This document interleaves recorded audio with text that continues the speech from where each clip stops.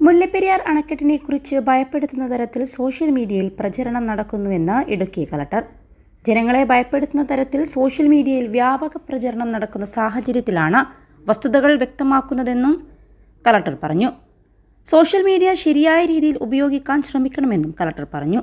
മുല്ലപ്പെരിയാർ ഡാമിലെ ജലനിരപ്പ് ഓഗസ്റ്റ് 3 വൈകിട്ട് 4 മണി വരെ 131.75 അടിയാണെന്ന് കളക്ടർ അറിയിച്ചു. കളക്ടറുടെ ഔദ്യോഗിക ഫേസ്ബുക്ക് പേജിലൂടെയായിരുന്നു പ്രതികരണം. കുറിപ്പിന്റെ പൂർണ്ണരൂപം ഇങ്ങനെയാണ്: മുല്ലപ്പെരിയാർ ഡാമിലെ ജലനിരപ്പ് ഇന്ന് വൈകിട്ട് 4 മണി വരെ 131.75 അടിയാണ്. ഡാമിന്റെ ഇപ്പോഴത്തെ റൂൾ ലെവൽ പ്രകാരം ജലനിരപ്പ് 137 അടിയിൽ എത്തിയാൽ മാത്രമേ ഡാം തുറക്കേണ്ട സാഹചര്യമുള്ളൂ. നിലവിൽ ഡാമിന്റെ വൃഷ്ടിപ്രദേശങ്ങളിൽ മഴയും ഡാമിലേക്കുള്ള നീരൊഴുക്കും കുറഞ്ഞിട്ടുണ്ട്. ഷട്ടർ തുറക്കേണ്ട സാഹചര്യം ഉണ്ടാവുകയാണെങ്കിൽ അതിനുള്ള എല്ലാ മുന്നൊരുക്കങ്ങളും ജില്ലാ ഭരണകൂടം സ്വീകരിച്ചിട്ടുണ്ട്. ജനങ്ങളെ ഭയപ്പെടുത്തുന്ന തരത്തിൽ സോഷ്യൽ മീഡിയയിൽ വ്യാപക പ്രചരണം നടത്തുന്ന സാഹചര്യത്തിലാണ് വസ്തുതകൾ വ്യക്തമാക്കുന്നത്. സോഷ്യൽ മീഡിയ പുതിയ കാലത്തിന്റെ ശക്തിയുള്ള നാവും ആയുധവുമാണ്. അത് ശരിയാവിധം ഉപയോഗിക്കാൻ നമുക്ക് ശ്രമിക്കാം എന്നാണ് കളക്ടർ കുറിച്ചത്. കേരളത്തിലെ ഇടുക്കി ജില്ലയിലുള്ള ഒരണക്കെട്ടാണ് മുല്ലപ്പെരിയാർ അണക്കെട്ട്.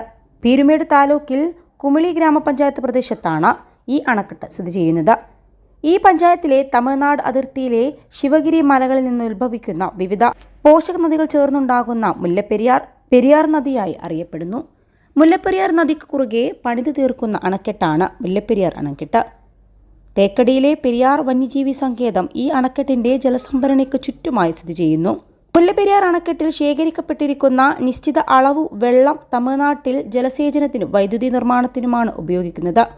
അണക്കെട്ടിൽ നിന്നും പെൻസ്റ്റോക്ക് പൈപ്പുകൾ വഴിയാണ് വെള്ളം തമിഴ്നാട്ടിലേക്ക് കൊണ്ടുപോകുന്നത്. 2000-ൽ പദ്ധതി പ്രദേശത്തുണ്ടായ ഭൂമി കുലുക്കത്തോടു കൂടിയാണ് കേരളത്തിന്റെ ആശങ്കകൾ ശതഗുണീഭവിച്ചത്. മുല്ലപ്പെരിയാർ അണക്കെട്ട് സ്ഥിതി ചെയ്യുന്നത് ഭ്രംശരേഖകൾക്ക് മുകളിലാണെന്നും ചില പഠനങ്ങൾ പറയുന്നുണ്ട്. അണക്കെട്ട് സുരക്ഷിതമാണെന്ന് തമിഴ്നാട് അവകാശപ്പെടുമ്പോൾ അത് ഭീതിജനകമാണെന്ന് കേരളം പറയുന്നു. സഹായക അണക്കെട്ടായ ബേബി ഡാമും ഭീതിജനകമാണെന്നാണ് കേരളത്തിന്റെ വാദം.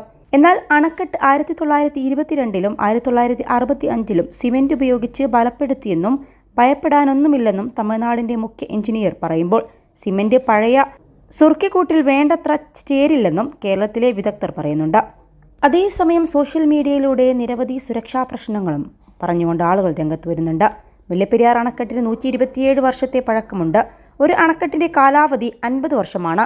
വേണ്ടത്ര മുൻകരുതലുകൾ എടുത്താലും ഒരു ദുരന്തത്തെ അതിജീവിക്കാൻ ഈ അണക്കെട്ടിന് കഴിയില്ല. അണക്കെട്ടിന്റെ ആകെ ഉയരത്തേക്കാൾ കൂടുതൽ വെള്ളം പൊങ്ങിയാൽ മുകളിലൂടെ വരുന്ന വെള്ളം അണക്കെട്ടിന്റെ താഴെ പതിക്കുകയും ആ സമ്മർദ്ദത്തിൽ അണക്കെട്ടിന്റെ അടിത്തറ ഇളകുകയും അണക്കെട്ട് നിലംപതിക്കുകയും ചെയ്യുമെന്നാണ് പറയുന്നത്.